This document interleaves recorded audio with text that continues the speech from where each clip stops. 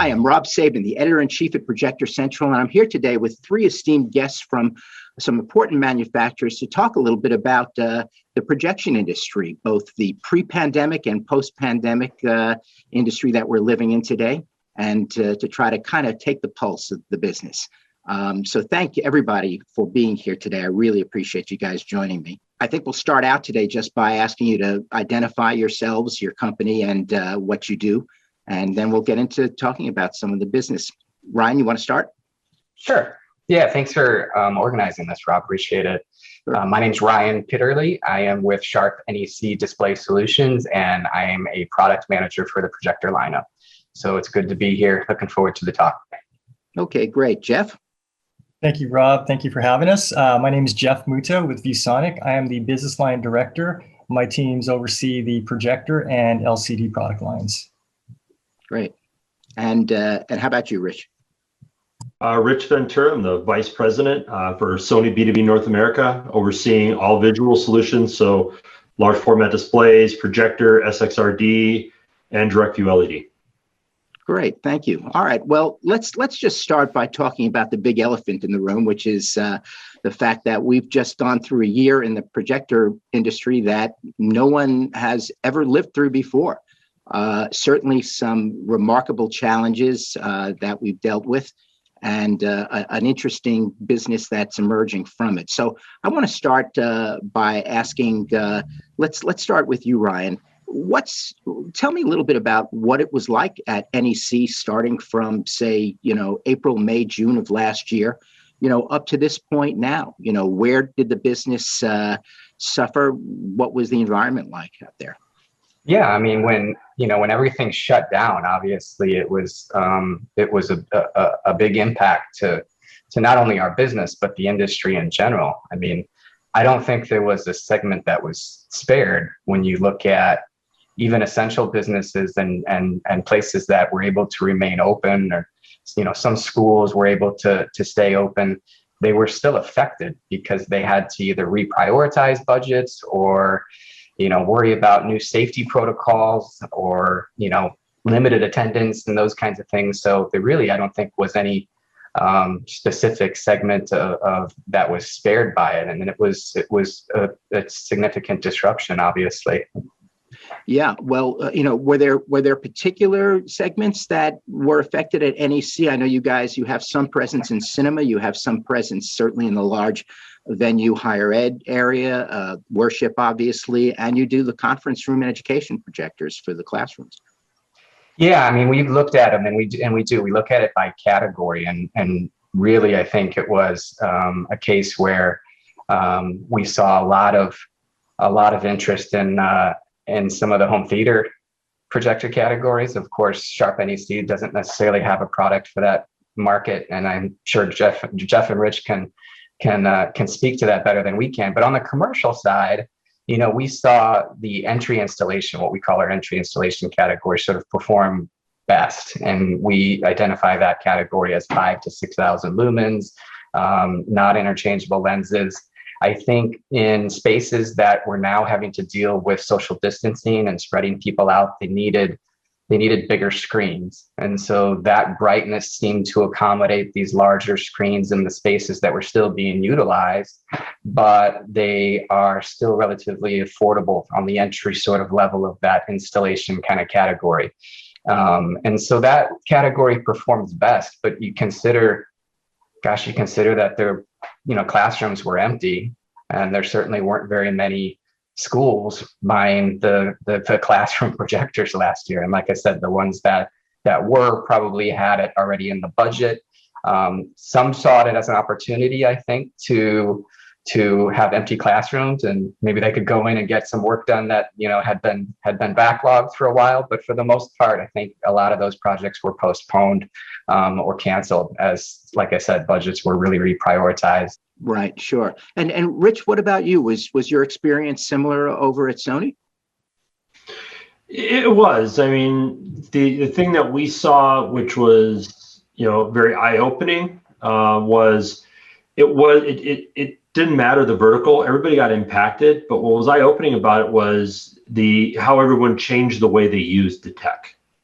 So instead of using the traditional, let's just put it in a conference room, they decided, well, we're going to put it in an area that we're going to display large format digital signage, or we're going to deploy what normally went into maybe a very large room, went into smaller rooms because they wanted to do some different things. We've seen a lot of interest. We saw a lot of interest around it in the retail space. Projector, we always kind of think about Projector being confined into the four walls of a conference room or a corporate meeting room or a classroom. But we were seeing areas like digital signage being deployed in retail. They wanted to get information in a large area. They wanted to be able to do it quickly. That was a beautiful part about Projector, is you can have a projector up and running very quickly. You don't need to have a mount installed and go through all the rigmarole with that. We did see a lot of impact to government business because nobody was allowed on government bases because they were worried about spreading COVID onto the bases. The thing we've seen on the tail end, just like Ryan, we're a Japanese company, so we have our fiscal year. We're in the beginning of our fiscal year. We did see the early part of this year a pretty massive ramp up that the business, it was like a switch was flipped, and then all of a sudden business started coming back very quickly.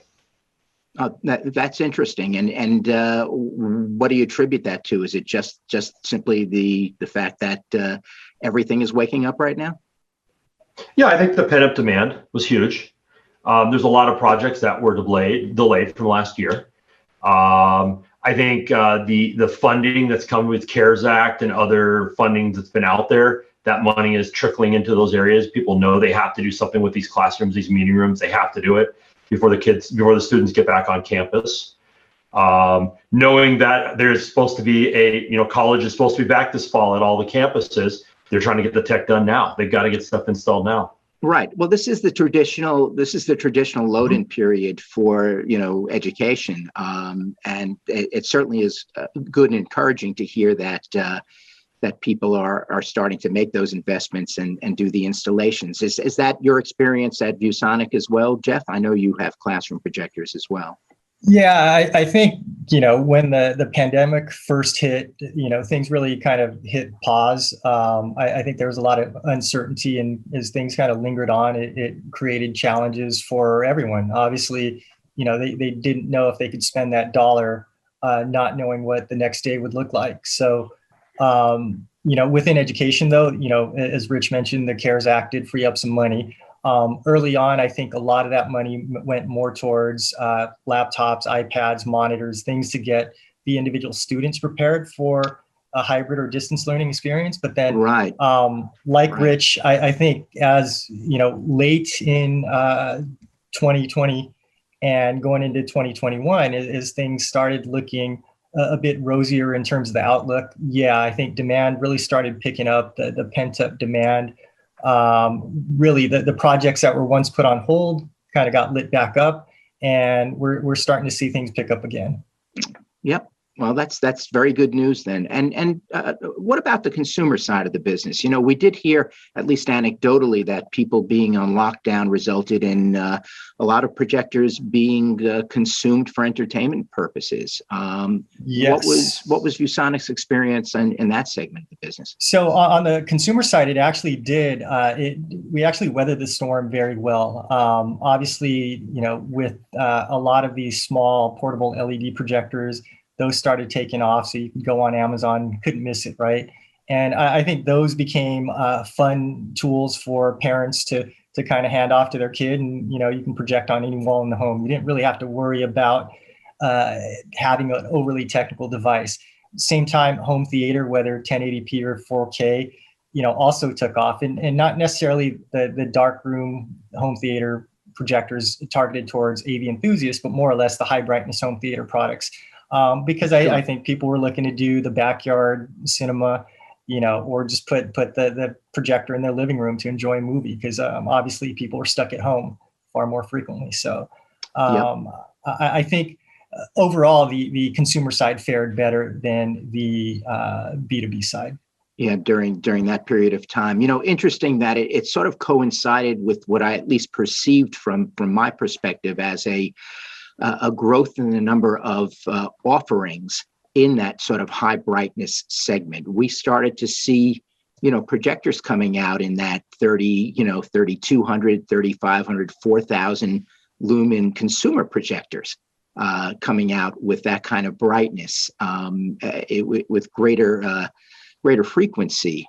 So it seems like it was probably a good timing to start selling into those living room environments. Right. And I would say it wasn't just living room, but, people came up with some unique applications. So, things like golf simulators where people put those things in their garage, those things started taking off a bit too. So really, depending on the price point they were looking at, they had several options in terms of projectors. So Right. We heard that the golf sim business went through the roof during the pandemic and created some opportunities. Mm-hmm. Did either of you guys, Rich or Ryan, see anything selling into that category? Because I imagine your smaller laser conference room projectors probably could have a function in that sort of environment. Yeah, we've got pretty large business in the simulation space. We have some of the largest golf simulation companies are very big Sony customers and been with us for a long time.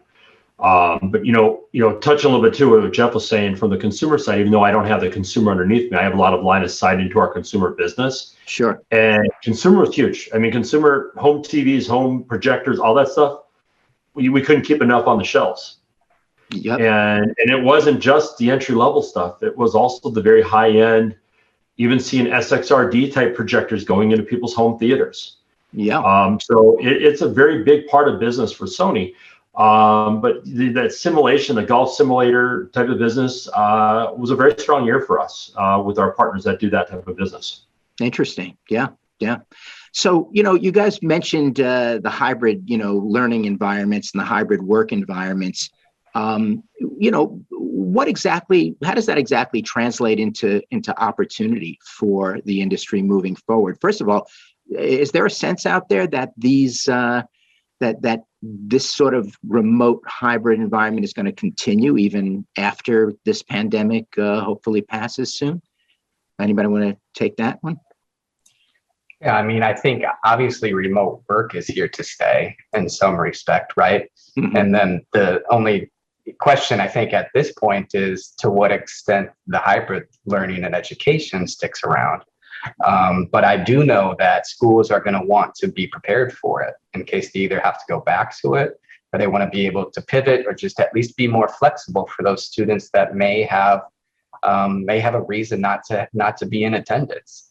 Right. And so certainly we're seeing the need for larger screens. That's across all segments and all categories, but even in classrooms, you've got students spread around the room.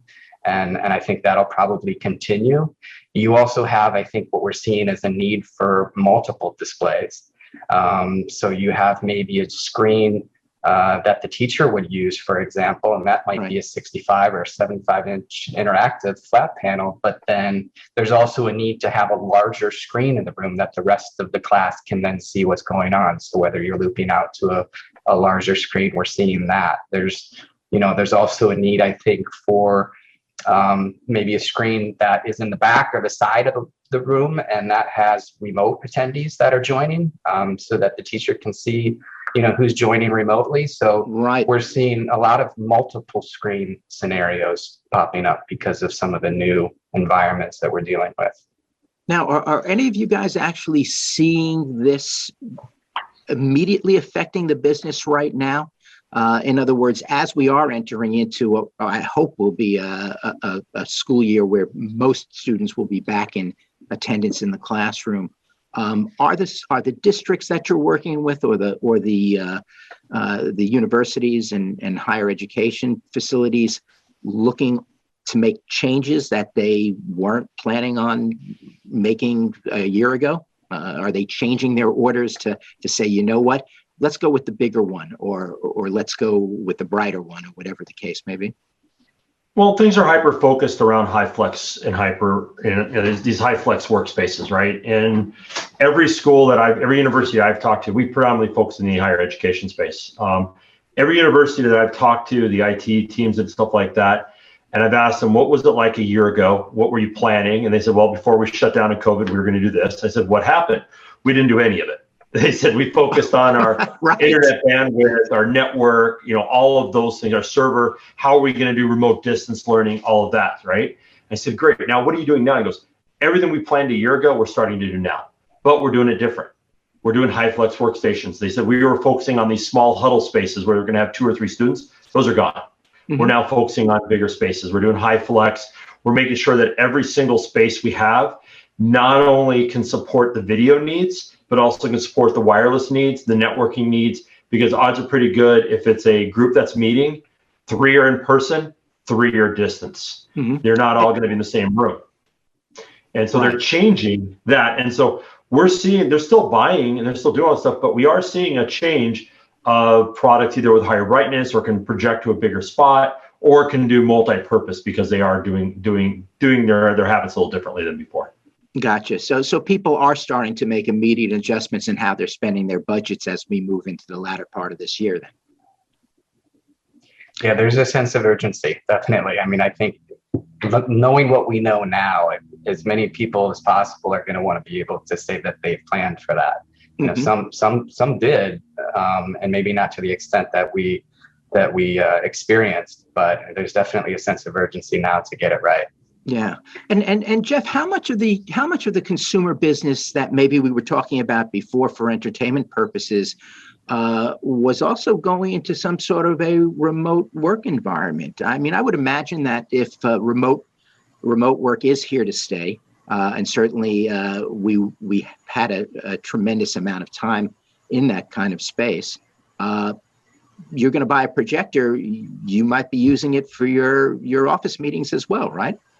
Definitely so. I think, the projector goes back to its original, flexible use case model where you could use it for fun, you could use it for work. I think that'll continue. And now a lot of people that didn't have projectors before have one in their possession, regardless of whether they go back to work physically or they continue to work from home. So, I think that's going to continue to happen. I think the big thing that we've seen was that those that are kind of planning ahead are trying to figure out exactly what they need and trying to create a scenario where they may intend to go back to work or back to school full time in person. They may intend a hybrid setup. They may intend a fully remote setup, but they're trying to maintain flexibility. So if they did have to pivot again, that they had the ability to do that and they had the tools in place and the solutions in place to allow them to do so.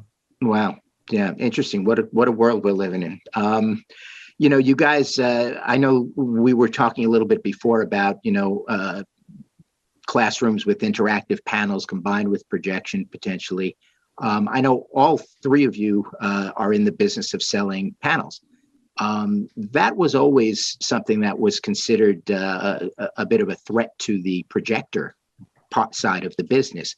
Maybe threat's a too strong a word, but at the end of the day, it's a question of where do people go with their budget. What are you seeing today in terms of your flat panel and in particular your interactive flat panel business, if you're in that, versus projection? And where's the the delineating line between where someone selects an interactive versus a projector? I think for us, ViewSonic does very well with their interactive flat panels. We're among the leaders in that. And quite frankly, yes, it has taken a bite out of the projector business. And I think overall, and I think that's because front of class, there's that desire to have a more interactive experience. But like Ryan mentioned, now there's a potential need for dual displays. And then you want to maintain that interactivity front of class. But then teacher might want to see against the back wall all the students that are dialed in remotely. So, it has impacted. I think the benefit of one of our benefits is we offer both solutions. So we definitely kind of tout both. Where the line is drawn, I think, generally we do get more requests now for the interactive flat panel, especially at the front of class. Mm-hmm. But, budgets do become a concern, especially I also cover Latin America. So their budgets are tighter, although there's always been an intent to promote and move that direction there. They're still looking at your traditional lamp-based projectors for a lot of classrooms, especially the larger rollouts. So I think it's a mix for us. And at a certain point, obviously, it starts to get pretty large. And yeah, it's a viable projector replacement. But I think that the things that teachers like about it is kind of the interactivity, the ability to do natural writing, and then having that kind of saved over. So it's not just the display, but also the software solution that goes behind it. Sure. So that kind of enhances the experience and makes it an excellent teaching tool. Yeah. And Ryan, does that echo your experience at NEC as well? I know you guys are in that business too, right? Yeah, it does. Yeah, it does. And I think we spend a lot of time trying to educate on how to choose the right display technology.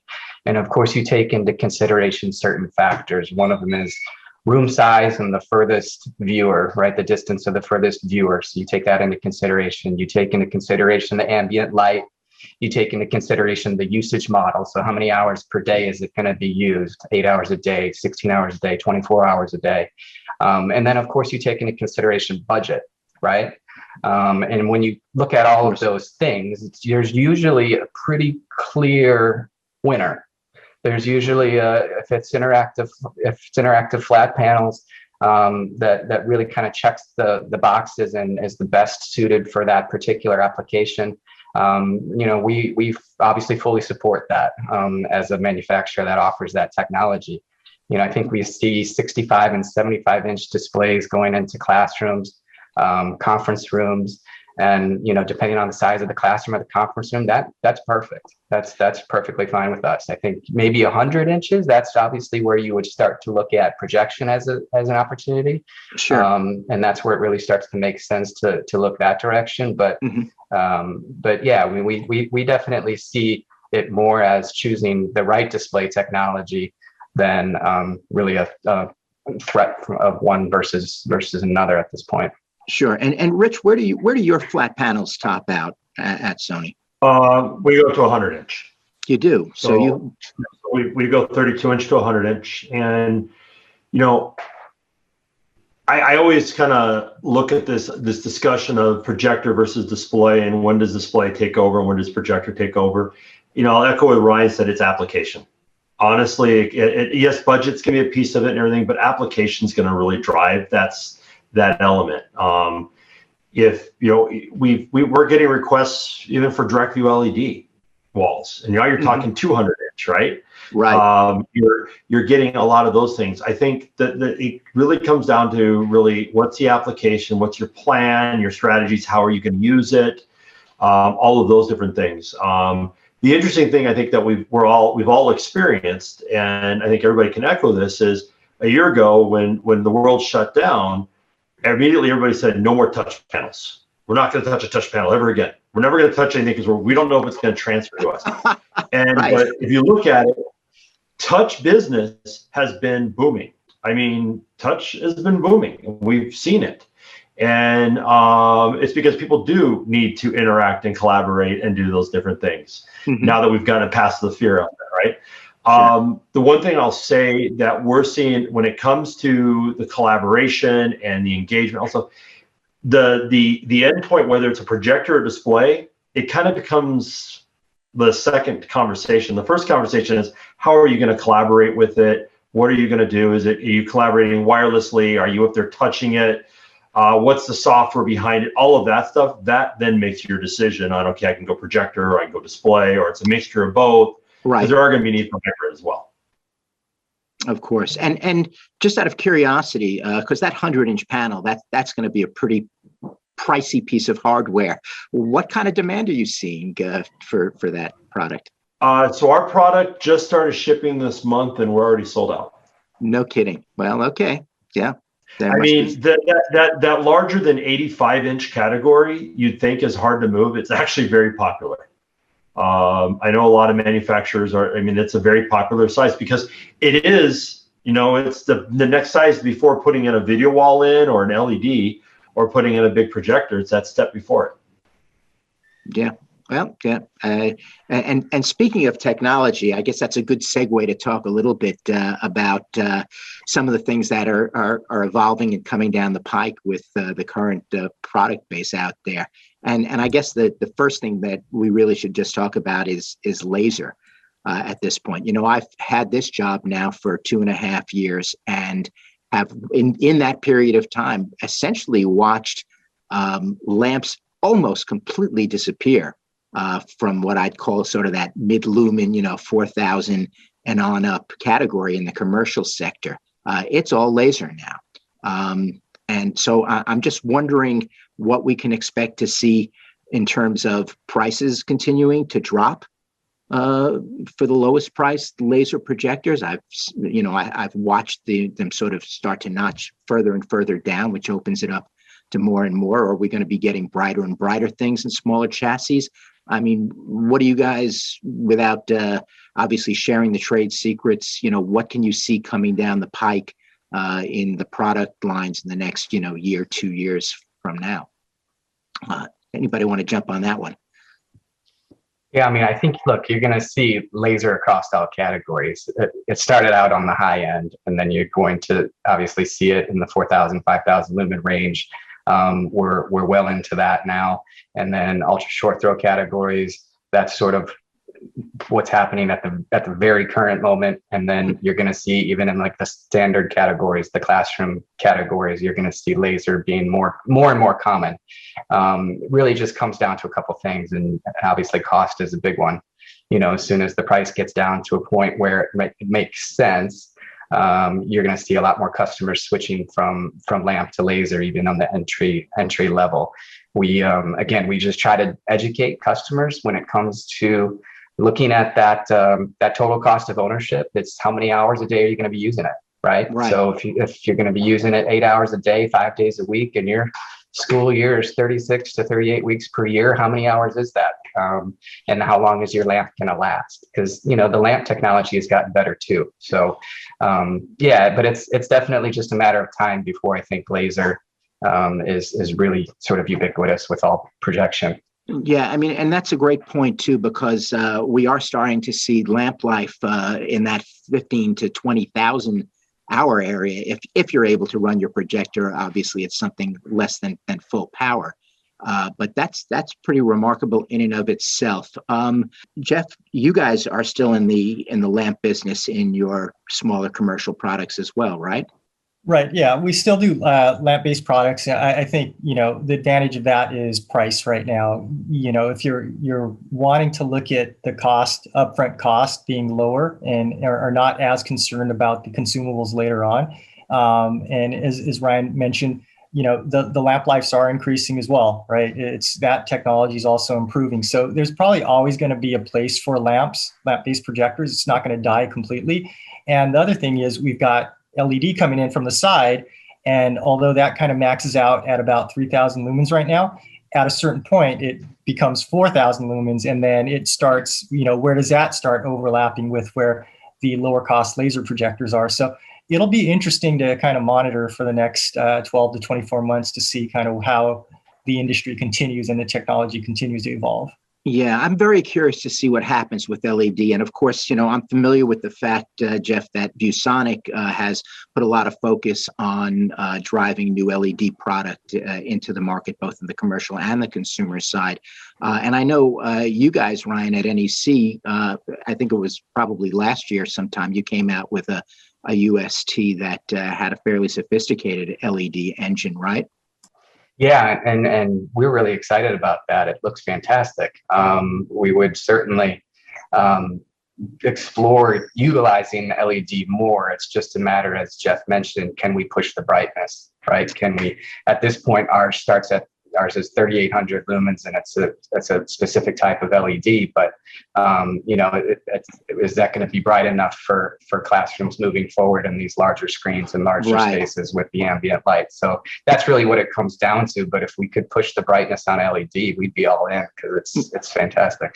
Yeah, the issue there obviously is just where does it top out? I do recall that projector uses the Color Spark, the Philips Color Spark technology, which is sort of an interesting approach, but we haven't seen anything brighter than 3,800 lumens with it. So obviously, what about you guys over at Sony, Rich? Are you starting to look at LED as a possible addition to your line? I know Panasonic is doing some LED commercial models as well now.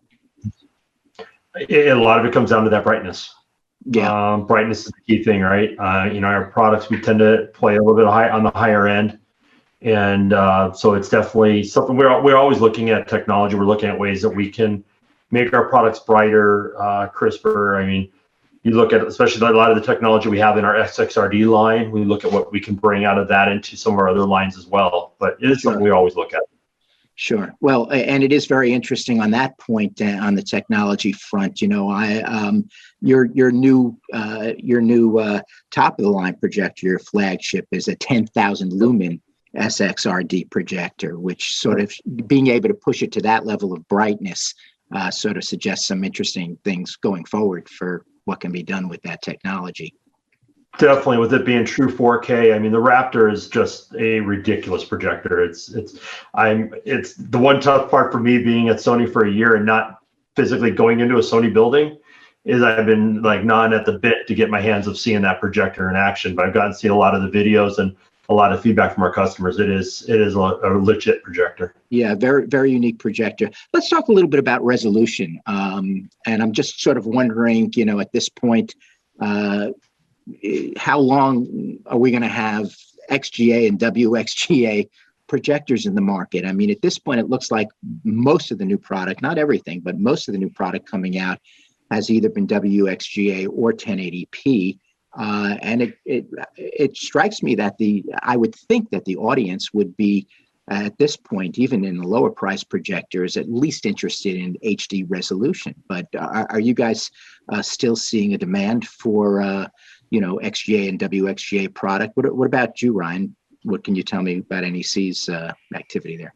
Yeah, we are. I mean, the K-12 space is really driven a lot of times by price, and so we certainly do sell a significant amount of volume in XGA and WXGA to those types of customers. So I think what you're going to see is maybe not the volume to necessarily drop like you would expect, but certainly the revenues are going to switch, and the fact that there's going to be more people transitioning to the higher lumen laser projectors that typically carry a little bit higher pricing, but the XGA and the WXGA volumes just seem to continue to hang around, continue to sell. That's interesting. And is it strictly a budget concern?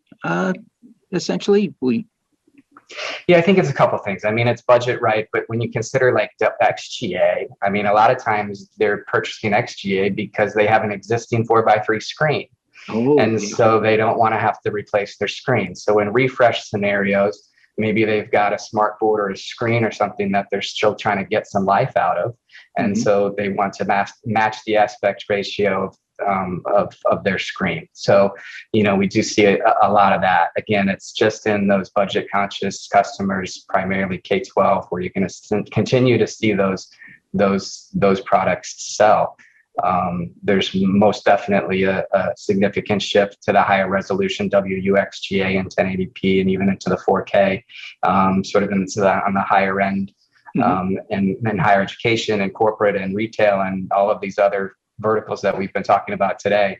But in K-12, you're still seeing a lot of XGA, WXGA. Wow. Okay. And then Rich, he mentioned 4K, which has obviously always been a strong selling point for Sony. What are you seeing in terms of demand for higher resolutions? Is 4K starting to get any traction at this point, or is WXGA typically more than enough for most? For most, WXGA is more than enough, but it's application based. I mean, I was talking with a client today, and their first comment was, "I want the Raptor because it's true 4K." I don't care how expensive it is, but I need true 4K. And I said, "Okay, how many do you need?" So it comes down to application based. We don't supply down in that XGA and VGA space. It's not a space we play in because we're tending to be more in the higher education and the corporate simulators and stuff like that. But we do have a fair amount of customers still with the WXGA. Yeah, I could certainly see how in the simulation market you'll start to see more and more demand for 4K. Especially military simulations, with the military simulations, especially because they need that really fine detail with aircraft and helicopter and stuff like that. They have to have that higher resolution. Right. And Jeff, are you still messing around with the lower resolution classroom projectors and other products for consumers even? Yeah, like Ryan, definitely, some schools on a budget definitely still float towards that. It's probably not the predominant choice, but it is asked about quite frequently and probably more frequently than expected. And then on the consumer side, yeah, definitely, I think, as the internet has made things very easy for people to shop for, I think those that are just looking for a projector tend to kind of just go to that as their choice, just because the price points are so competitive. The brightness is more than adequate for their needs. So Right. again, there's still demand for it. Okay. Well, we're about to wrap it up, guys. I think while I have another minute, Jeff, you triggered a question for me, and I wanted to ask you specifically in the consumer market about the lifestyle category, or what we would call the lifestyle category. So these are what I would define as the non-traditional home theater products, portables, cube projectors that we've seen, capsules that we've seen. You guys have some products like the M2 that maybe would fall into that sort of road warrior kind of category. What are you seeing in terms of the growth in that area? I've continued to wonder whether it is a new opportunity for the projector industry to further expand its influence in the consumer market. But I don't know if the sales really support that. Definitely, especially during COVID, and we saw a great deal of adoption of our small portable LED projectors. So like the M2 that you mentioned, or even the M1. And I think it was not just for kind of watching movies, but one of our partners was using it with a screen and projecting window decorations. So like the ghost at Halloween, Santa Claus during Christmas, and using it in that way. So people are definitely picking that up. Obviously, there are a lot coming out now, like you said. There are various form factors targeted with various features. I think the one thing that consumers need to be careful of are there's some very cheap options out in the market now. Yeah. And some of those are, you could say sub $100 price points. And I think the people buying those are probably buying it, think of it as, say, a throwaway projector. It works for a certain amount of time. I guess if it breaks after that, we'll just toss it. But, some of those things are not very quality products. And I think that's where you kind of stick to a more reputable brand. Mm-hmm. And yeah, but I think in terms of lifestyle, people are finding more ways to use projectors. Obviously, with social media, they're finding creative ways to leverage the technology. So I think we'll continue to see that. It'll continue to be a trend, and we'll kind of see where it goes. Yeah, well, and it's interesting. You mentioned, of course, the cheapy projectors out there, and at some level, I think all three of you as manufacturers, because I consider you all to be premium manufacturers, the challenge is the same, which is trying to communicate to your customer base, whether that is a consumer or someone on the commercial side, a commercial customer, that this product is worth more because of X. That's part of what you do to kind of grow and build your brand. But maybe that's a good place for us to sort of end the discussion.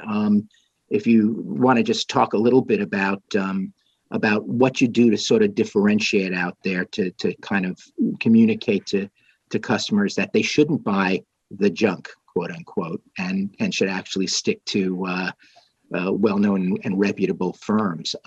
So, maybe Ryan, you want to start with that? What do you guys do to try to tell people that they should invest a little more and hopefully get a better product?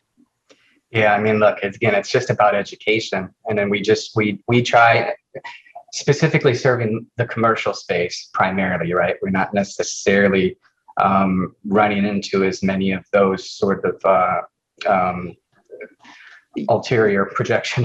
Yes, well, that is a very genuine challenge in the consumer arena, right? Yes, I completely understand. Yeah, in the commercial space, it's just, I think, about educating customers and really working through sort of what their needs are and how we can meet those needs. I mean, I think it's really exciting time in projection.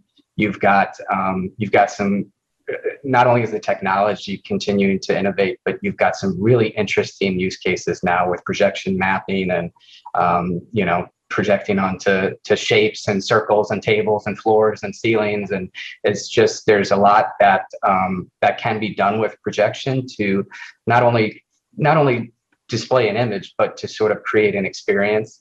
And so I think it's, about educating customers that, look, this is the technology, this is the software that is going to need to be used with it to really accomplish what you're trying to accomplish in your specific application. And then follow it up with a rock solid warranty and a support program, that a lot of those other brands maybe can't touch. Yeah. And Rich, is your approach similar over at Sony?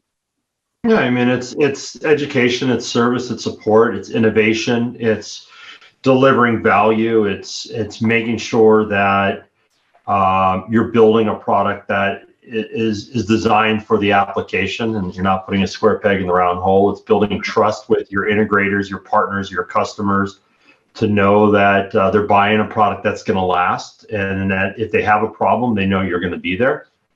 It's all of those things and above. Sure. And Jeff, what about you? And really, it's a two-part question.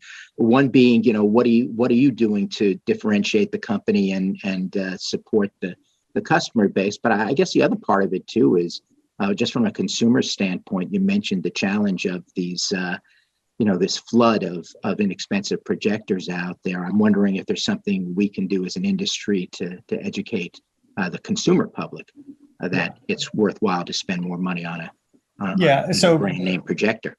Yeah. So first, on the commercial side, I think it's a bit easier because a lot of it's the relationship with the integrators in the channel. And, over the course of the last several months, ViewSonic relaunched a new partner portal. So making it easier for our partners to work with us and adding value in that way. So it's not just the product, but the programs and the other solutions and the educational tools that we offer.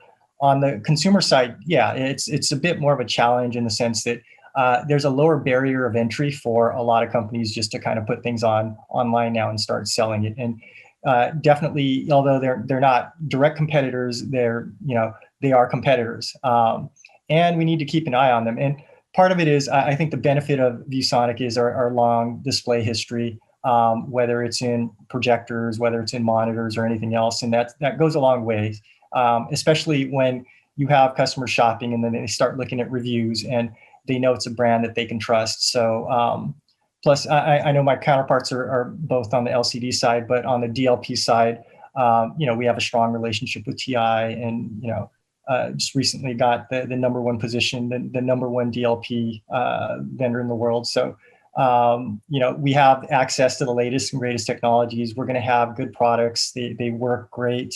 So a lot of it is gaining the consumer's trust, because we're never going to be at the price points that you see of some of the very low cost products out there. But what you get is better product, better performance, and better warranty that you can count on. And it's a company that's going to continue to be around. Right. Okay. Well, listen, I want to thank all three of you for what I feel has been a very interesting discussion. Certainly very encouraging to hear that the business is really picking up now, and hopefully we can all look forward to a good year, and maybe by January, February, things will be back to normal, and we'll get to go to some trade shows and actually see each other in person sometime soon. So thank you very, very much for the time today. Appreciate it. Thanks for having us, Rob. Thank you. Absolutely. Thank you, guys. Bye-bye.